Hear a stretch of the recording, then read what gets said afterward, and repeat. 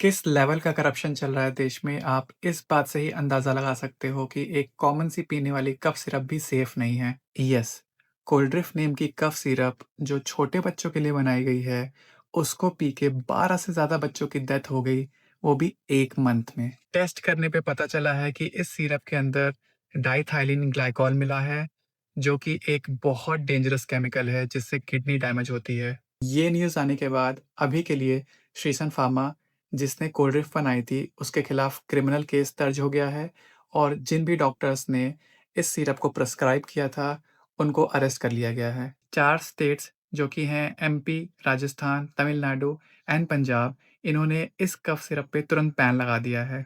पर सवाल अब भी वही है कि आखिर ज़िम्मेदार कौन है? ये सारे ड्रग्स अप्रूव कैसे हो जाते हैं और मार्केट में इतनी ईज़िली अवेलेबल कैसे हो जाते हैं? समझ में नहीं आता कि इंसान करे तो करे क्या? Please share this reel to make everyone aware of this incident. आपको क्या लगता है? कमेंट्स में अपने थॉट्स ज़रूर बताएँ।